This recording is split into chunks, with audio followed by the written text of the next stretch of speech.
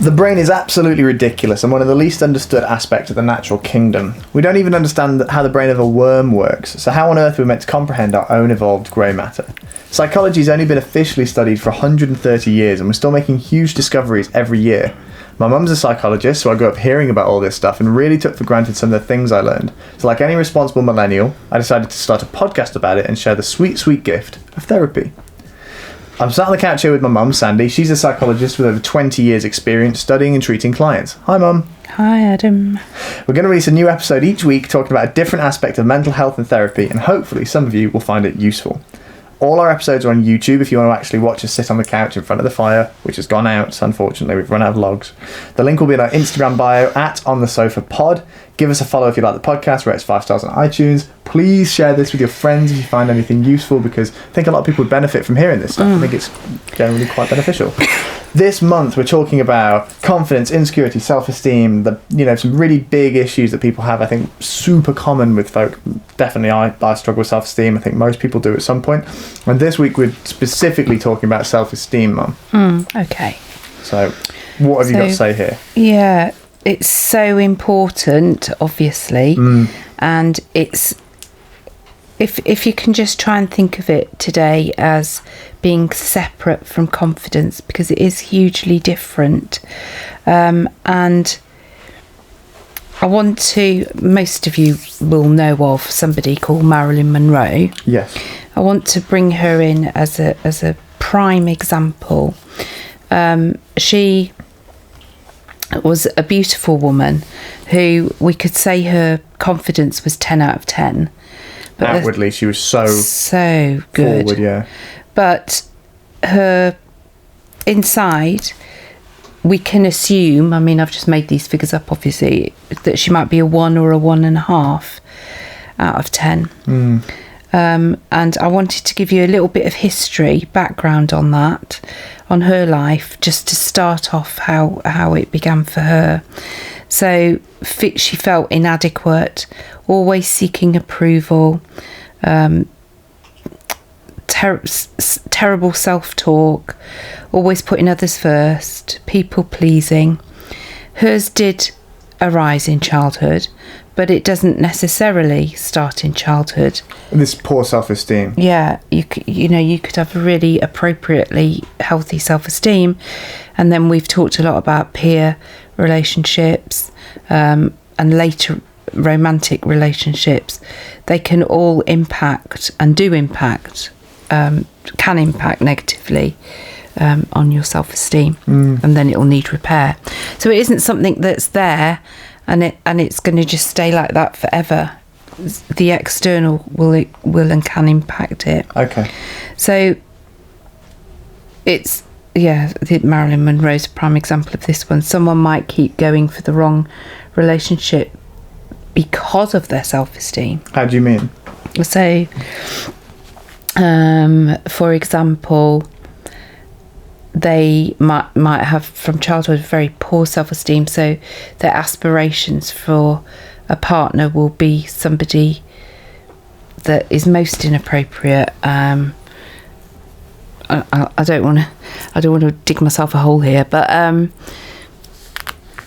it would be somebody that they could have done better. And we don't say that in like everybody is valuable, but yeah, I know exactly. Yeah, do you know what I mean? They could have aspired to somebody that would probably treat them a lot better. Okay. But they chose somebody that's quite aggressive. Is that because they don't believe that they have value? Yeah. Right.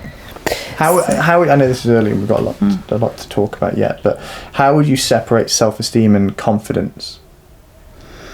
So self-esteem, like Marilyn Monroe's, how you feel about yourself inside, right? And confidence is how you present to other people. So a lot of people that I work with, they have absolutely no problem with confidence at all. They are out there, they're performing. Yeah. But their self-esteem is absolutely on the floor. So it's an act. Right, and that's where we talk about confidence being a learned skill. that you can pick up, but we'll get into that next week. Yeah, we'll get into that next week.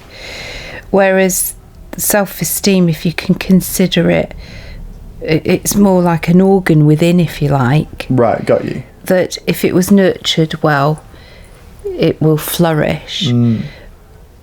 But if it was nurtured well and then it's attacked, it's at still risk. Do damage, yeah, for sure. Yeah. Like any organ. I mean, it isn't really an organ, but I'm just saying, you know. So what else? Not aspiring to the right job, so lacking ambition. You know, saying to themselves, again, a lot of self-talk. Somebody might say, oh, why don't you go for that personal secretary job? That would really suit you, and blah, blah, blah. And the person with low self-esteem would be thinking, well, no, I could never do that. You know, that's like top of the scale sort of thing. I wouldn't be able to do that, and I'd make so many mistakes, and then I'd get found out as being a fraud. They use that talk a lot. They use those words a lot. I feel like a fraud. Got you. Imposter syndrome. Yeah. Right. Okay. That's common. So, do you think that you get people who stay in jobs that maybe they shouldn't, or they don't have to? They could progress, but they decide not to because they're not ready yet. It would just threaten their self-esteem too much. And bring on a lot more anxiety, so it's too scary. Yeah, I get that completely. But that could be changed. Yeah, we'll definitely get on to like resolution of this for sure. But like lacking ambition and feeling like you're not worth a relationship, you're not worth a job, or you don't deserve nice things, or whatever that is a big thing. And imposter syndrome as well is an interesting one, because I know a lot of people that potentially aren't, you know, super self-deprecating or whatever, but they're in a position in their career which is, let's say, advantageous, really good, they're doing really well, and they're like, every day I expect someone to come in and be like, Adam, we've got you, we know you don't know anything, and that's okay, but come with us, and like, you've had your time, come with us now and we'll show you how to do it. And they just really don't believe that they have any ability, despite having, you know, #1 records or whatever, but they just don't believe that, not that they deserve it, but that they don't have any skill set to have achieved that, yet they have. And is that similar? Yeah, I guess so. Yeah, because you could have someone who's made like millions of dollars in sales at a business, and then you speak to them and you're like, how did you do it? And they're like, I have no idea. I have no selling skills at all. It's just happened. And that can't be true if you've made that kind of achievement. So yeah, you would probably attribute that to their self-esteem. They don't, and a low self-esteem, and then you try and find out why it's so low, why they were at some points of their life, or a point of their life, why they were so devalued as an individual. And so they've got the mindset now that they can't be good at anything because they've been devalued by someone or somebody. So someone else, this must be a fluke. Yeah, I'll do it, but I don't really know what I'm doing. Right, and that's where confidence comes in to push you through the low self-esteem. Be like, no, I'll just do it anyway and fluke it. But is it dangerous if people are in a job or in a career and they think, not that they don't deserve to be there, but they're like, this is a complete accident? Is that quite dangerous self-talk? I think if is it dangerous? Should you be like reaffirming that, like, no, I have earned this. I do deserve to be here. I'm here for a reason. I'm not just, you don't sell £1 million or whatever.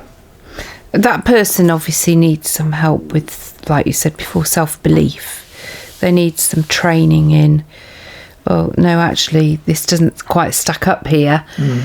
But as I said, they need to work through, why am I like that?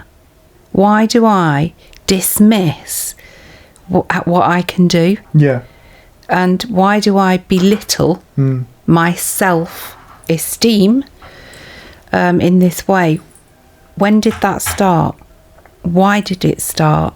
Which goes back to our month on why am I like I am, I guess. It's all those questions we went through then. Yeah. So what kind of symptoms can come about as a result of low self-esteem? There's so many, like anxiety is a biggie, isn't it, and depression. But I think what's also really, really damaging are intrusive thoughts. How do you mean? So they, I'm trying to think of something now. So if we just stick with the sort of workplace, I'm not really any good at this. I don't know how I get through the day. I'm pretty ugly. I'm pretty rubbish. And they can be even on the way to work, and they're filling their heads with all this negative, intrusive thinking. It's repetitive. It's not. The only time it stops is when they're engrossed in their work. It's absolutely horrendous, and it gets louder and louder, and unless you've had it, you can't really explain it. Although there was a really good program about this, and they did filming of this young lady waiting for a bus, and everything looks normal, but she's got a head full of intrusive thoughts. I think it was an advert or something, and you can see how loud you can hear how loud it is, but on the outside you can see nothing. And that must be absolutely awful and terrifying. Because you do feel what you think. Your thoughts are your inner narrative or whatever, and you do over time believe those thoughts. And then think about the nature side of that, what it does to the biochemistry. It's going to upset the whole system. Is going to be. She's probably suffering with IBS. She's definitely got anxiety, definitely depressed, definitely suffering with sleep, definitely suffering with diet, because you can't keep the food in very well because you're in a high state of arousal. This is really interesting. You told me this before, and I didn't really. I can't believe I've talked about it before, but if you're in that fight-flight mode, your body doesn't take as many nutrients from things because it's trying to process stuff as quickly as possible so you can fight or run. So if you're super anxious all the time, you're probably going to find it potentially difficult to hold on to weight. You're going to get tired a lot more because you're not taking in that nutrition in the same way, and then that's going to affect your body. So like if I eat too much chocolate, I get mouth ulcers. So if you get really anxious, then you're not taking in those vitamins and minerals in the same way. You might get stomach ulcers, you might get a sore throat, you might get rashes on your skin or hives in the same way because you're not keeping up your immune system. And then, like you've spoken about before, the biology affecting the neurology. All of these things are going to make you feel even worse about yourself, and it becomes a self-perpetuating cycle of just getting yourself down and getting physically sick because of this. Originally just a bit of low self-esteem, becoming anxiety, depression, intrusive thoughts. It's horrendous. But on the back of what you've just said, some people that are in, if you think of the traffic lights, red, amber, green, some people that are living in red, and one of their symptoms is the food is just going straight through them, basically. The opposite can also happen, whereby in some people, I'm not quite sure what differs between person to person. It isn't something I've thought about before, but for a lot of people that I work with, they're living in fight-flight mode, and they're trying to eat properly, and their diet's pretty good, but they're putting weight on. Well, this is because I actually know the answer for once here. It's cortisol, isn't it? There's a few different things. Maybe cortisol has something to do it, but one of the reasons that you tend to put on weight you can tend to put on weight, as we said, you can also lose lots of weight, but you can also put on weight when you're really anxious or in fight-flight mode, is that your body starts pumping all your blood to your major muscles. So it'll be your legs, your brain, your heart, gets a lot of blood flow. And the first thing that doesn't need blood flow is your stomach.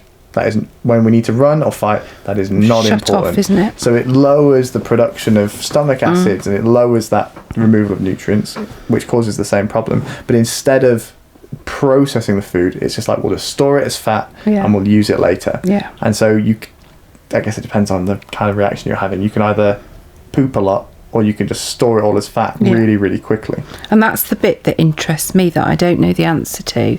I know about the storing, which, why. I'll have to find this out. I wonder why some people store and some people don't. Shed. Yeah. I hadn't really thought about that before, so I'll have to look that out. There was one more thing I wanted to talk about really quickly. Resolution. Just really quickly. What are some really simple things that someone could do at home to try and help their self-esteem? Just like everyday things. And then what kind of things would you consider in the clinic, in therapy? So you've heard the word self-fulfilling prophecy. That can either be a positive thing or a negative thing. And people with low self-esteem, their self-fulfilling prophecies will be very negative. So we need to turn them around and explain to them what they're currently doing, and then try and help them switch that to positive. Got you. So instead of saying tomorrow's going to be so stressful, well, more about I'm always going to be on my own. Wow, okay, yeah, that's very different. Yeah, I'm always going to be lonely. Because it's self-esteem, it's you, right? Okay. I'm always going to be on my own. Then I would say, I think we said this before with CBT, does that mean you're a fortune teller?